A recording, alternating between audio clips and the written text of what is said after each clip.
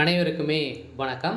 சற்று முன் கிடைத்திருக்கக்கூடிய ஒரு மிக மிக முக்கியமான செய்தி ஒன்று வெளியாகியுள்ளது.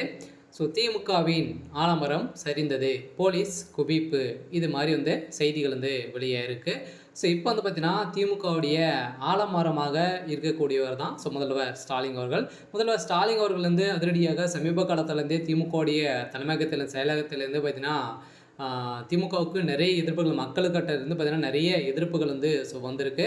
எந்த எதிர்ப்புகளின் அடிப்படையில் எடப்பாடி பழனிசாமி அவர்களும் பார்த்தீங்கன்னா போட்ட பிளானின் அடிப்படையில் விசிகாவும் அதிமுகவில் இணைய போகிறதாக ஒரு தகவலும் வெளியாகிருக்கு.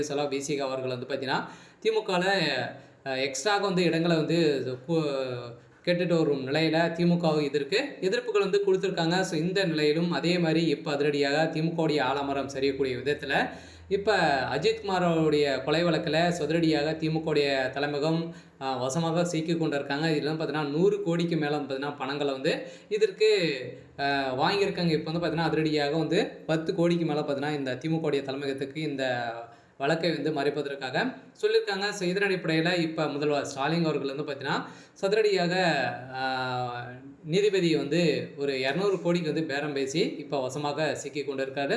திமுகவுடைய தலைமையகமே ஒட்டுமொத்த கதையும் முடிய போகுது. இந்த நிலையில் தான் முதல்வர் ஸ்டாலின் அவர்கள் கூடிய விரைவில் கைது செய்யப்பட போகிறாரு அப்படிங்கிற மாதிரி இப்போ தகவல் வெளியாக இருக்குது. இந்த நிலையில் தான் இப்போ ஸ்டாலினுக்கு எதிராக நீதிமன்றம் தீர்ப்பு வழங்கியிருக்காங்க.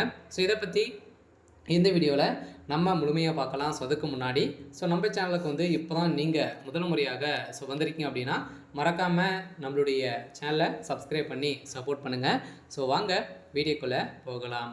பார்த்தீங்கன்னா திமுகவுடைய ஒரு ஆலமரமாக இருக்கக்கூடியது தான் முதல்வர் ஸ்டாலின். இப்போ வருகின்ற சட்டமன்ற தேர்தலுக்காக அயராமல் பார்த்தீங்கன்னா உழைச்சிட்டு இருந்தாலுமே இப்போ திமுக பார்த்தீங்கன்னா ஆட்சிக்கு வந்ததுலேருந்தே எங்கே பார்த்தாலும் கொள்ளைகள் இது மாதிரி பார்த்தீங்கன்னா எக்கச்சக்கமான கோபாலபுரத்தை தான் பார்த்தீங்கன்னா உயர்த்தி கொண்டே இருக்காங்க. மக்களுடைய வாழ்க்கையில் எந்த ஒரு சம்பவமே நடக்கலை அப்படிங்கிற மாதிரி குற்றச்சாட்டுகள் ஏற்கனவே இருந்திருந்தாலுமே இப்போ அஜித்குமாரோட வழக்கில் ஏழை எளிய மக்களை தான் பார்த்தீங்கன்னா கொல்லும் விதமாக தான் திமுகவுடைய செயலகம் செயல்பட்டு வருது அப்படின்னு தான் இப்போ எங்கு சென்றாலும் திமுகவுக்கு மக்கள் அனைவருமே எதிர்ப்புகள் கொடுத்துருக்காங்க. வருகின்ற சட்டமன்ற தேர்தலில் திமுக போட்டியிடுமா அப்படின்ற ஒரு பெரிய கேள்விக்குறியாக இருக்குது. இந்த நிலையில் தான் முதல்வர் ஸ்டாலின் அவர்களுக்கு பார்த்தீங்கன்னா அதிரடியாக பெரும் மன கஷ்டத்தில் இருக்கார். கட்டாயம் திமுகவுக்கு நிறைய எதிர்ப்புகளும் அதே மாதிரி பார்த்தீங்கன்னா இப்போ இந்த அஜித்குமாரோடைய வழக்கில் எக்கச்சக்கமான பணங்களும் அதே மாதிரி பார்த்தீங்கன்னா இதில் திமுகவுடைய தலைமைக்குமே இதில் மாட்டி சிக்கியிருக்காங்க இல்லையா. முதல்வர் ஸ்டாலின் அவர்களே இதில் சிக்கியிருக்காங்க. இவருக்கும் இதில் தொடர்பு இருக்குது அப்படின்ற மாதிரி தான் இப்போ தகவல் வெளியாகி வருது. இருந்தாலுமே என்ன நடக்க போகுது அப்படின்றத வெயிட் பண்ணி பார்க்கலாம்.